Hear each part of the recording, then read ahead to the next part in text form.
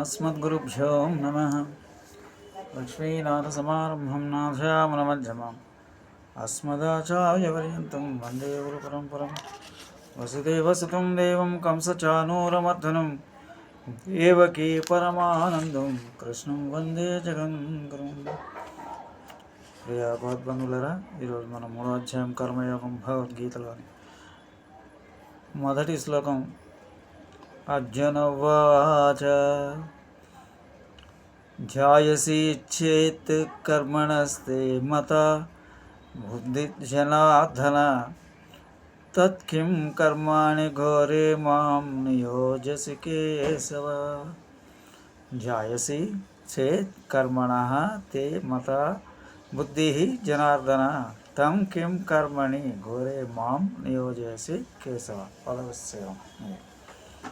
జనార్దన, ఓ జనార్దన, కర్మణ కర్మ కంటేను, బుద్ధి జ్ఞానం, జాయసి శ్రేష్టమైంది, తేని మత చేత్ అభిప్రాయమైనచో తత్ అట్టి స్థితిలో కేశవ, ఓ కేశవ, మాం నన్ను ఘోరి భయంకరమైన కర్మని ఈ యుద్ధ కార్యములందు కిం ఎందులకు నియోజసి నియోగించున్నావు. జనార్దన కర్మణ బుద్ధి జాయసి తే మత చేత్ తత్కేశవ మాం ఘోరే కర్మణి కిం నియోజయసి. అర్జునుడు పలుకుతున్నాడు, ఏం చెప్పి, ఓ జనార్దన, కేశవ, నీవు అభిప్రాయాన్ని బట్టి కర్మకటను జ్ఞానం శ్రేష్టమైనచు భయంకరమైన ఈ యుద్ధ కార్యములను ఎలా ఉపయోగించున్నావు.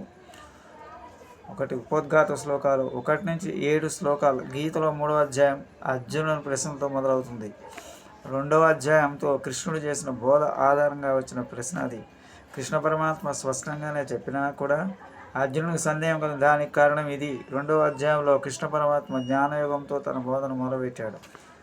అశోచ్యార్ణన్వశోచస్త్వం ప్రజ్ఞావాదాంశ భాషతే గతాసు నగతాసుం చ నానుశోచంతి పండిత. 2వ అధ్యాయం 11వ శ్లోకం.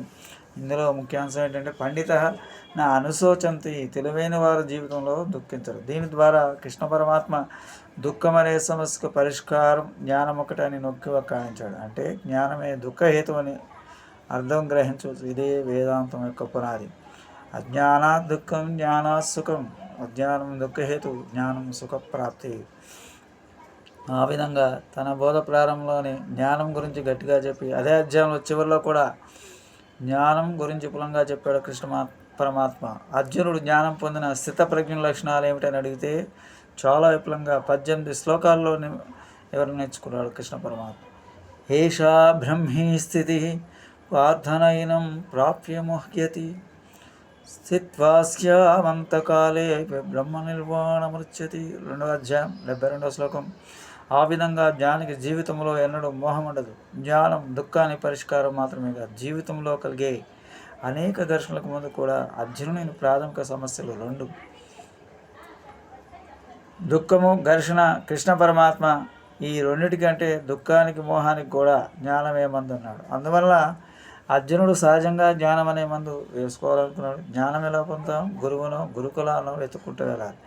2వ అధ్యాయం మొదట్లో చివరిలో జ్ఞానం గురించి గట్టిగా చెప్పిన, ఆ అధ్యాయం మధ్యలో కర్మ గురించి వివరంగా చెప్పాడు. కర్మణ్యేవాధికారస్తే మా ఫలేషు కదాచన మా కర్మ ఫలహేతుర్భూ మాతే సంగోస్త్వకర్మణి. 2వ అధ్యాయం 47వ శ్లోకం. యోగస్థః కురు కర్మాణి సంఘం తత్వా ధనుంజయ సిద్ధ్యో సమో భూత్వా సమత్వం యోగయుచ్యతే.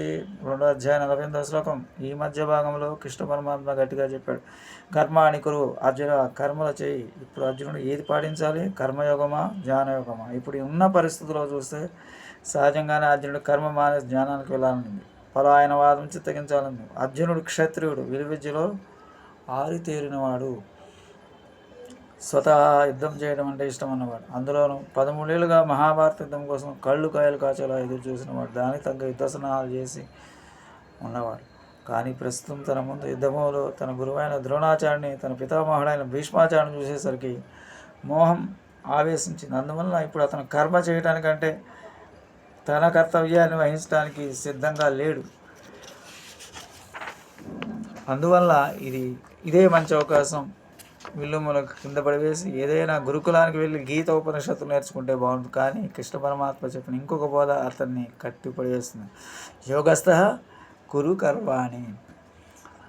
అర్జున, నీ విధిని నువ్వు నిర్వర్తించు. ప్రస్తుత పరిస్థితుల్లో అర్జునుని విధి ఏమిటి? యుద్ధం చేయాలి. జ్ఞానబోధ చేసి అందువల్ల కర్మ చేయమంటున్నాడు. ఇది ఎలా సాధ్యం? ఇది ఎలా అంటే, ఇదిగో ఇది 500 రూపాయల నోటు, ఇది 100 రూపాయల నోటు, ఇది 500 విలువ ఎక్కువ, అందువల్ల నువ్వు 100 తీసుకున్నా అన్నట్లుగా ఉంది. ఇది అర్థం లేకుండా పరస్పర విరుద్ధంగా ఉంది.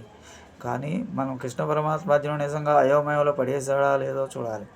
మనం కూడా తొందరపడి అర్జునుడితో చేతులు కలపకూడదు. 2వ అధ్యాయాన్ని మనం సరిగ్గా విశ్లేషిస్తే కృష్ణ పరమాత్మ సరిగ్గానే చెప్పాడు. అర్జునుడే సరిగ్గా అర్థం చేసుకోలేదు అని తెలుస్తుంది. అర్జునుడు అడిగిన ప్రశ్న అందరూ ఇప్పుడు అడుగుతూనే ఉంటారు. జ్ఞానయోగం గొప్పదా, కర్మయోగం గొప్పదా? దానికి ఇంకా కొన్ని కలుపుతారు కూడా వాళ్ళు. భక్తి యోగం గొప్పదా, రాజయోగం గొప్పదా అంటారు. ఇంకో కొంతమంది కుండల యోగం గురించి చెప్తారు. కర్మయోగ మార్గం, జ్ఞానయోగ మార్గం, భక్తి యోగ మార్గం, రాజయోగ మార్గం అన్ని మోక్షాన్ని దారితీస్తాయని వాటిలో బాగుంది ఎన్నుకుందామని అనుకుంటారు అన్నారు. అర్జునుడు కూడా అదే పొరపాటు చేశాడు. జ్ఞానయోగం కర్మయోగాల్లో జ్ఞానం యోగం మెరుగైనది, అది పాటిస్తే కర్మయోగం పాటించవసరం లేదనుకున్నాడు. ఇక్కడే మనం చాలా జాగ్రత్తగా వేదాంత బోధనను గ్రహించాలి. కర్మయోగాన్ని జ్ఞానయోగాన్ని ఎన్నడూ ఒకదానితో ఒకటి పోల్చకూడదు. ఇది ఎలా అంటే, ప్రైమరీ స్కూల్కి వెళ్తావా, సెకండరీ స్కూల్కి వెళ్తావా అని అడిగినట్టుంది. రెండూ అవసరమే, ఒకదాని తర్వాత ఒకటి చేయాలి. ఈ రెండిట్లో ఏది వాడవచ్చు అనే అవకాశం ఉన్న చోట పోలిక వస్తుంది.